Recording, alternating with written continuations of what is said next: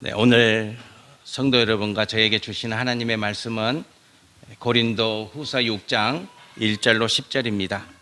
신약성경 291페이지입니다. 고린도 후서 6장 1절로 10절입니다. 제가 1절 말씀을 먼저 봉독합니다. 우리가 하나님과 함께 일하는 자로서 너희를 권하노니 하나님의 은혜를 헛되이 받지 말라. 이르시되 내가 은혜 베풀 때에 너에게 듣고 구원의 날에 너를 도왔다 하셨으니 보라 지금은 은혜 받을 만한 때요 보라 지금은 구원의 날이로다. 우리가 이 직분이 비방을 받지 않게 하려고 무엇에든지 아무에게도 꺼리끼지 않게 하고 오직 모든 일에 하나님의 일꾼으로 자천하여 많이 견디는 것과 환난과 궁핍과 고난과 매맞음과 갇힘과 난동과 수고로움과 자지 못함과 먹지 못한 가운데서도 깨끗함과 지식과 오래 참음과 자비함과 성령의 감화와 거짓이 없는 사랑과 진리의 말씀과 하나님의 능력으로 의의 무기를 좌우에 가지고 영광과 옥됨으로 그러했으며 악한 이름과 아름다운 이름으로 그러했느니라. 우리는 속이는 자 같으나 참되고 무명한 자 같으나 유명한 자요 죽은 자 같으나 보라 우리가 살아있고 징계를 받는 자 같으나 죽임을 당하지 아니하고 근심하는 자 같으나 항상 기뻐하고 가난한 자 같으나 많은 사람을 부유하게 하고 아무것도 없는 자 같으나 모든 것을 가진 자로다. 아멘. 네, 아멘. 올해 2월에 하나님의 부르심을 받아 소천하셨죠. 이어령 선생님입니다.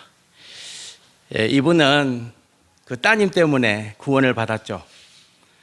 따님이 이미나 목사님이신데 그 따님이 아버님 전도하려고 무척 애를 쓰셨고 마침내 주님 영접하고 하나님의 백성이 되고 또 마지막 순간까지 십자가 붙들고 사시다가 하나님의 부르심을 받았습니다. 그분은 2019년 10월부터 소천하시기 한 달 전까지 손으로 노트에 글을 쓰셨습니다. 그러니까 한 2년 정도를 쓰신 거예요. 글을 147편을 쓰셨는데 그 중에 글을 모아가지고 책을 출판했어요.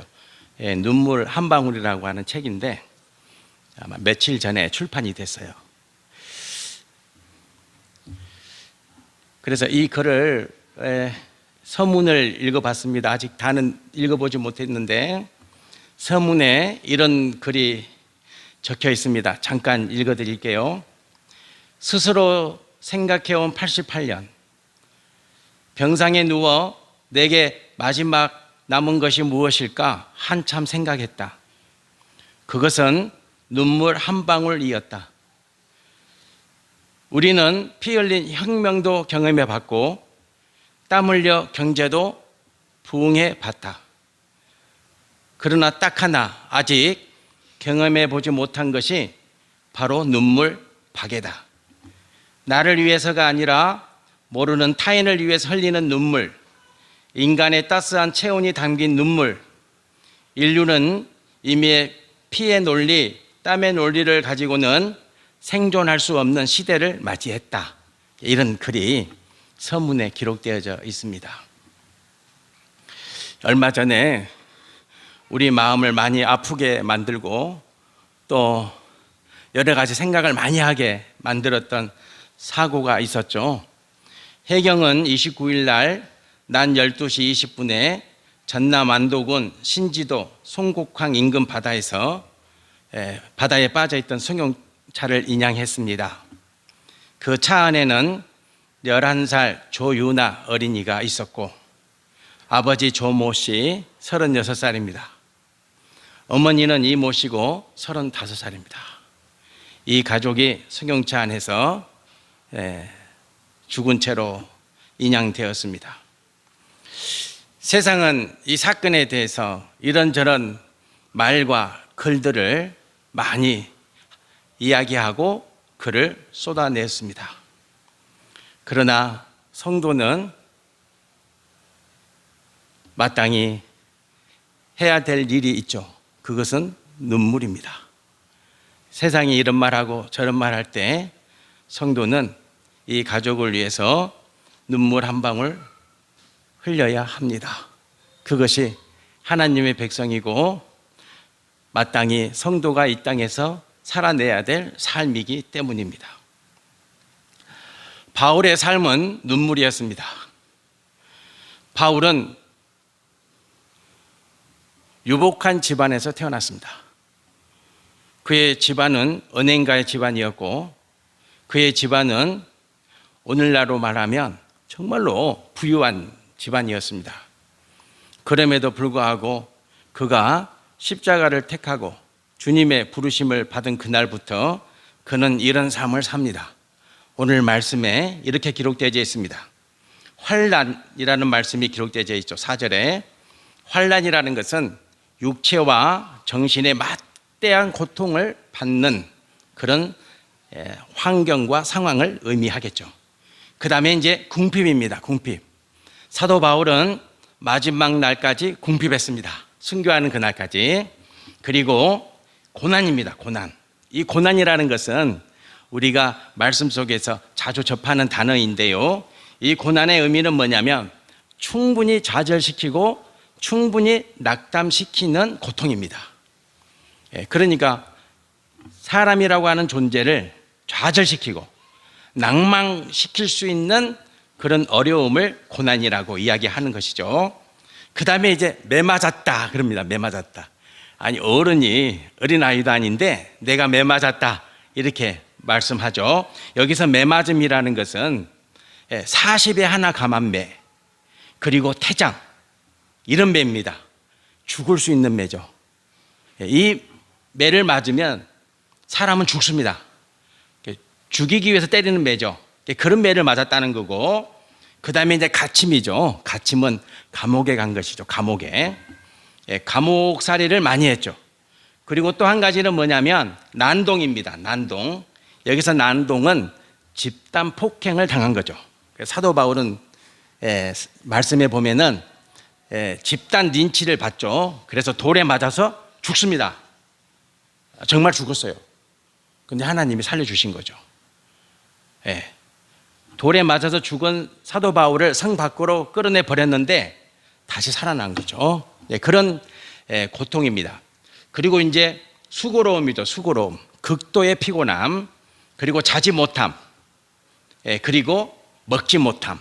이런 말씀들이 4절, 5절 말씀에 계속해서 기록되어져 있어요. 중요한 것은 이런 삶을 대하는 바울의 태도는 어떠했을까? 이게 중요한 거죠. 그래서 사도 바울은 이런 상황 속에서 어떻게 살았을까? 6절, 7절에 보면은 먼저 언급된 말씀이 나는 깨끗하게 살았다. 이렇게 말씀이 기록되어 있어요. 여기서 깨끗하다는 것은 뭐냐면 육신의 깨끗함이 아니라 청빈했다는 거예요. 청빈했다는 것입니다. 청빈했다. 그 다음에 이제 나는 지식을 추구했다. 여기서 지식이라는 것은 십자가입니다. 십자가. 예수 그리스도의 사랑입니다. 끊임없이 십자가의 의미, 십자가의 능력을 추구했고 그리고 아버지의 사랑을 탐구하는 그런 삶을 살았다는 고백이 되겠죠. 그리고 이제 오래 참음입니다. 오래 참음. 성도에게 있어서 오래 참음은 다르죠. 세상 사람들이 오래 참으면 견디는 거잖아요. 그런데 성도의 오래 참음은 무슨 의미냐면 하나님이 나에 대한 참음입니다. 하나님이 나에 대해서 얼마만큼 참고 계시는가, 이것이 오래 참음입니다.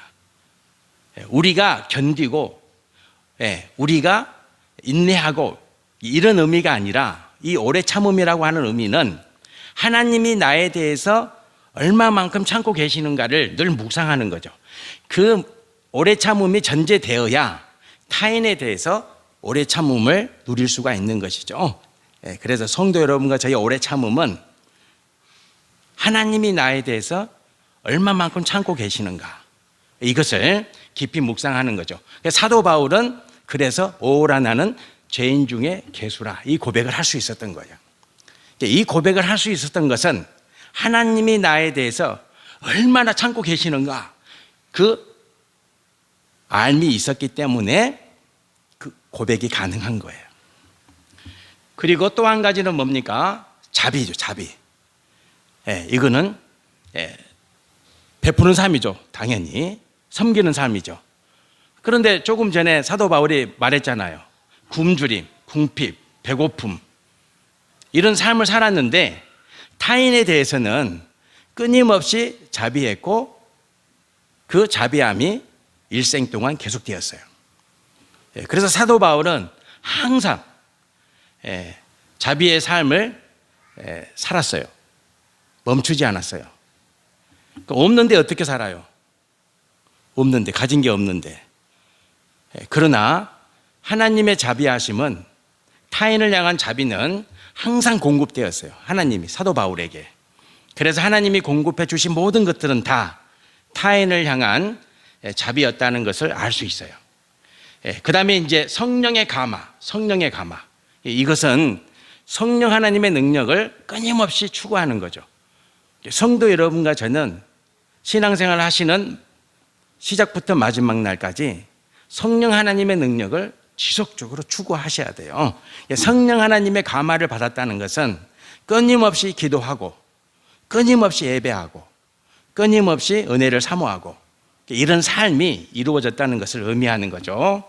그리고 또 한 가지는 뭐냐면 거짓이 없는 사랑이에요. 거짓이 없는 사랑. 위선이죠, 위선. 요즘은 교회와 그리고 목회자들을 경계해야 될 말씀이 되겠죠. 사랑이 있는 것 같지만 없고, 능력이 있는 것 같지만 없고, 이 모든 것들이 어디에서 비롯되었냐? 위선이죠, 위선. 속이는 거죠. 꾸미는 것이죠. 교회는 경계해야 합니다, 위선을. 목회자는 경계해야 되겠죠. 위선을 경계해야 합니다. 그래서 교회는, 그리고 목회자와 성도는 거짓 없는 사랑을 살아내야 되는 것이죠. 항상 기억하고 명심하셔야 됩니다. 내 사랑은 위선이 아닌가 묵상하셔야 됩니다. 거짓 없는 사랑을 우리도 주님의 일꾼 바울처럼 누려야 되겠죠. 그리고 바울은 항상 좌우에 무기가 있다. 그 무기가 뭐냐면 진리의 말씀과 하나님의 능력이다. 이렇게 말씀에 기록되어져 있죠. 바울의 무기는 다른 게 아니에요. 진리의 말씀과 하나님의 능력이에요. 그런데 이 진리의 말씀, 하나님의 능력은 항상 같이 가는 거죠. 양날의 검과 같고 술의 두 바퀴와 같은 거예요.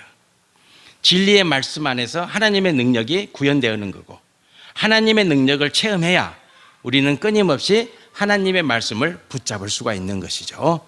성도 여러분과 제가 이 두 가지 사도 바울이 지녔던 이 강력한 무기, 하나님의 말씀 그리고 하나님의 능력, 이 두 가지 무기를 여러분과 저도 반드시 소유하셔야 됩니다. 소유하셔야 되겠죠. 그러면 이제 결과는 어떻게 됐는가? 결과가 중요하죠. 매맞음, 궁핍, 환난, 이런 상황 속에서 사도 바울은 깨끗했고 지식을 추구하고 오래 참았고, 그리고 거짓 없는 사랑, 그리고 진리의 말씀과 하나님의 능력을 무기 삼아서 살았던 사도 바울의 삶의 결과는 어떠한가? 이것이 또 중요하겠죠. 사도 바울은 자기 삶을 어떻게 자평하고 있는가, 평가하고 있는가. 성도 여러분과 저도 마찬가지죠. 성도는 신앙의 삶을 살면서 내 삶이 어떠한가, 내가 어떤 삶을 살고 있는가를 자평하셔야 돼요. 스스로 평가해 보셔야 돼요. 사도 바울은 이렇게 평가하죠.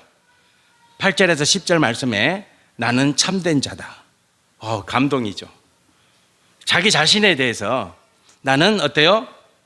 참된 자다. 참된 자. 나는 거짓이 없는 자다. 나는 깨끗한 자다. 이렇게 고백하죠. 은혜가 되십니까? 은혜가 되시길 바랍니다. 사도 바울이 그런 삶 속에서 하나님의 능력 아래서 살았던 그 바울이 자기를 평가할 때 나는 참된 자라고 평가하고 있어요. 그 다음에 이제 두 번째 또 뭐라고 평가합니까? 나는 유명한 자다. 유명한 자다. 여기서 유명하다는 말씀은 뭐냐면 인정받았다는 거예요. 주님으로부터 인정받았다는 거예요. 성도 여러분과 저의 삶이 인정받는 삶이 되시기를 축복합니다. 사람으로부터 인정받는 것도 뭐 중요하죠. 그러나 더 중요하고 그 가치를 매길 수 없는 소중한 가장 중요한 가치는 주님으로부터 인정받는 거죠. 그래서 사도 바울은 나는 유명한 자다 그렇게 감히 고백하고 있어요. 성도 여러분과 저도 유명한 자가 되시기를 축복합니다. 주님이 인정하는 그런 성도. 그 다음에 이제 또 우리를 감동시키게 하는 바울의 고백이 나는 산자다. 산자. 나는 살아있다. 이 산자가 뭐겠어요? 나는 오늘도 부활의 생명으로 산다. 이런 의미가 돼요. 그래서 사도 바울은 죽음도 두려워하지 않죠.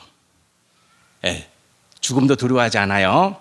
그렇기 때문에 타국에 가서 오지에 가서 복음을 전하는 그 사명을 두려움 없이 감당해내는 삶을 살죠. 성도 여러분과 저도 산자의 고백을 들으시길 축복합니다. 나는 부활의 생명, 부활의 생명, 부활의 생명, 영원한 생명, 죽음을 두려워하지 않는 그런 인생 되시기를 축복하고요. 그 다음에 또 한 가지, 다 감동이에요. 사도 바울은 뭐라고 고백하냐면 나는 항상 기뻐하는 자다. 항상 기뻐할 수 있어요? 근심이 있는데, 걱정이 있는데, 당연히 근심이 있고 걱정이 있죠. 그러나 그것을 능히 이겨낼 수 있는 기쁨이에요. 근데 근심이, 걱정이, 염려가 나를 굴복시키지 않죠. 성도는 다 근심이 있어요. 다 걱정이 있죠. 그러나 그것이 우리를 굴복시키지 못하죠. 그래서 근심과 걱정과 염려를 뛰어넘는 그 감격과 감동이 성도에게는 항상 자리 잡고 있는 거예요. 그래서 어떤 환난이 닥쳐도 성도는 소망 중에 이 기쁨을 누릴 수가 있는 거예요. 사도 바울은 그렇게 살았다는 거예요. 그리고 또 한 가지 사도 바울이 고백하죠. 나는 많은 사람을 부욕해 하는 자다. 감동이죠. 자기 자신의 부욕뿐만 아니라 많은 사람들을 부욕해 만드는 자다. 부욕해 만드는 자. 성도 여러분과 제가 이런 존재가 돼야 돼요. 여기서 이제 부요함이라는 것은 주님의 은혜 가운데 살도록 많은 이들에게 복음을 전하고 그 복음이 그들의 마음을 주장해서 그들이 주님의 은혜 가운데 살도록 사도 바울이 자기 자신의 일생을 바친 거죠. 그래서 감히 고백하는 거예요. 나는 많은 사람들을 부욕해 만들었다. 성도 여러분도 저도 이 사명을 인생 마지막 날까지 감당해내시기를 축복합니다. 많은 사람을 부욕해 만들어 그런 복을 누립시다. 그리고 이제 마지막으로 사도 바울이 우리가 생각할 때는 아무것도 가진 게 없잖아요. 객관적으로 봤을 때는 사도 바울이 가진 게 뭐가 있어요? 그러나 사도 바울은 이렇게 고백하죠. 나는 모든 것을 가진 자다. 모든 것을 가진 자다. 모든 것을 가진 자다. 이 말씀은 이런 의미겠죠. 예수 그리스도 십자가 보혈의 능력 안에서 나는 모든 것을 할 수 있다라는 고백이에요. 우리가 이제 가졌다 그러면 우리는 항상 소유의 개념으로 생각하잖아요. 세상 사람들은 소유의 개념으로 받아들여요. 그러니까 가졌다, 내 손에 있다. 그게 그 소유잖아요. 그러나 하나님의 백성은 그게 아니에요. 하나님의 백성이 가졌다는 것은 뭐냐면 내가 하나님의 능력 안에서 살고 있다라는 의미예요. 다르죠. 달라요. 성도 여러분과 제가 하나님의 백성이잖아요. 세상 사람이 아니잖아요. 그러니까 우리는 가졌다는 의미를 소유의 개념이 아니라 하나님의 능력 안에서 이 소유의 개념을 묵상하는 성도가 되셔야 돼요. 사도 바울은 아무것도 없어요. 가진 게 아무것도 없어. 세상 사람들의 관점으로 보면 아무것도 없어. 그러나 다 가졌다 그러잖아요. 왜? 하나님의 능력이 있었기 때문에 그래요. 이 하나님의 능력 안에서 사도 바울처럼 나는 모든 것을 가진 자다. 이렇게 고백해 보세요. 이렇게 고백하며 살아보세요. 그러면 세상 사람들과 구별된 삶을 살 수 있어요. 예, 세상 사람들과 전혀 다른 인생을 누릴 수 있는 거예요. 얼마나 좋겠어요. 그런 삶을 함께 누리시기를 축복합니다. 예, 그러면 이제 어떻게 이런 일이 가능할까? 오늘 이제 맥주 감사절기잖아요. 예, 성도 여러분들 중에 혹시 보리씨 뿌리고 보리 길러서 보리 타작해서 보리 수확하는 분들 계세요? 한 분도 안 계시잖아요. 여기 보리쌀이 있잖아요. 이거 다 인터넷에서 산 건데. 요거 밀은 이거 제가 밀밭에 가서 수확 다 끝난 밀밭에 가서 몇 개 이렇게 남아 있는 거 이거 가져온 거예요. 내가 고생해서 가져온 건데 사모가 고생했죠. 제가 저기 있다, 여기 있다, 저기 있네 이렇게 지시만 하고 사모는 가서 수확하고 그랬습니다. 성도 여러분들, 오늘 맥주 감사절기를 맞이해서 이거 꼭 수확해 가시기를 축복합니다. 이 선물을. 사도 바울은 어떻게 해서 그런 환난 중에, 그런 궁핍 중에, 그런 고통 중에, 그런 시련 중에 이렇게 나는 참된 자다, 나는 다 가졌다, 나는 유명한 자다, 나는 항상 기뻐하는 자다, 이렇게 고백하며 살 수 있었을까? 이 진리를 성도 여러분들이 오늘 이 맥주 감사절기 때 수확해 가시기를 축복합니다. 그게 뭐냐? 2절이에요. 2절 말씀해 보세요. 보라, 지금은 은혜 받을 만한 때요, 보라, 지금은 구원의 날이로다. 이렇게 기록하고 있죠. 여기서 중요한 게 뭐냐면 지금이라는 말씀이 중요해. 지금이라는 말씀이 중요하죠. 지금 사도 바울은 감옥에 있어요. 지금 사도 바울은 매 맞고 있어요. 40에 하나 감한 매를 맞고 있다. 지금 사도 바울은 돌에 맞고 있어요. 지금 사도 바울은 굶주리고 있어요. 그죠? 지금 그렇게 하고 있대. 지금. 그러나 사도 바울은 지금이 어느 때라고 말합니까? 은혜 받을 만한 때요, 구원의 날이다. 언제가요? 지금. 이게 비밀이에요. 이게 신비예요. 40에 하나 감한 매를 맞고 있는 그때, 태장을 맞고 있는 그때, 이게 태장이라는 것은 몽둥이로 맞는 거예요. 그 다음에 돌로 집단 린치를 당하고 있는 그때, 그리고 배가 고파서 한 끼 두 끼가 아니에요. 굶주림이 일상이죠. 이제 그런 배고픔에 고통당하고 있을 때, 그때가 사도 바울은 은혜 받을 만한 때요, 구원의 날이로다. 그래서 이기는 거예요. 우리가 이제 그리스 신화에 보면 그 카이로스 신이 있어요. 제우스의 아들이죠. 제우스의 아들. 그 카이로스 신이죠. 기회의 신이다 그래요. 이 신이 그 조각되어 있는데 이 아주 독특한 모양으로 조각이 되어 있어요. 근데 어떤 모습이 독특하냐면 이 카이로스 신은 앞에만 머리가 있어요. 앞머리만 있어요. 뒷머리는 대머리야. 저도 점점 이게 머리가 빠져가지고 대머리가 돼갈 것 같은데, 뒷머리는 머리가 없어요. 앞에만 머리가 있어. 그리고 또 한 가지 특징이 뭐냐면, 저기 집에 가서 인터넷에 검색을 한번 해보세요. 이 카이로스 신은 공 위에 서 있어요. 어디에 서 있다고요? 이 축구공 그런 거 있죠? 공 위에 서 있다고요. 얼마나 위태로워요. 한순간 삐걱하면 넘어지잖아요. 근데 이 공 위에 서 있다고. 그 순간을 의미해, 순간. 그 순간을 의미해, 순간. 그 순간에 기회라는 것은 이 앞머리를 잡아채야 자기 것이 된다는 거예요. 그 순간에, 아차하는 순간에 지나가 버리면 뒤에는 머리가 없어서 이 기회라는 놈을 붙잡을 수가 없어요. 그래서 성도 여러분과 제가 오늘 사도 바울이 이 말씀하는 거예요. 지금. 이때, 바로 이때, 이 순간. 지금 이때가 은혜 받을 만한 때요. 지금이 구원을 받을 날이다. 이렇게 고백하는 거예요. 그러니까 성도는 항상 이 신앙으로 사는 거예요.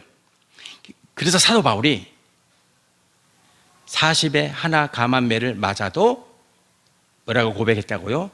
지금이 은혜 받을 만한 때다. 그래서 사는 거예요.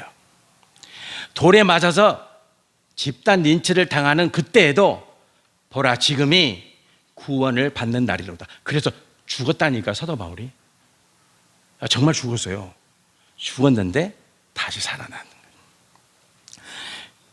성도 여러분들, 오늘 맥주 감사절기 이 두 가지 수확을 꼭 성도 여러분들 손에 단단히 붙잡고 성전을 내려가시길 축복합니다. 지금이 은혜 받을 만한 때요, 지금이 구원 받을 때다. 기억하시고 누리시길 축복합니다. 아멘. 기도드리겠습니다. 여호와 우리 하나님 아버지, 감사합니다. 은혜입니다. 환난과 궁핍과 고난과 매맞음과 갇힘과 난동과 수고로움과 자지 못함과 먹지 못함이, 그럼에도 불구하고 나는 깨끗한 자다, 나는 오래 참고 자비하며, 나는 거짓이 없고, 나는 진리의 말씀과 하나님의 능력으로 무장하고, 나는 잘 살았다, 나는 유명한 자다, 나는 항상 기뻐하는 자다 고백합니다. 왜냐하면 사도 바울이 이렇게 고백했기 때문입니다. 지금이 은혜 받을 만한 때다. 지금이 구원의 날이로다. 하나님 아버지, 오늘 맥주 감사절기 때 오늘 창세기 재단에 올라온 우리 모든 성도가 이 말씀 붙잡고 살기를 축복합니다. 항상 이 말씀을 붙잡고 기억해서 지금이 은혜 받을 때요, 지금이 구원의 날이라고 선포하고 이기고 승리하는 주의 백성 되게 하옵소서. 예수님 이름으로 기도드립니다. 아멘.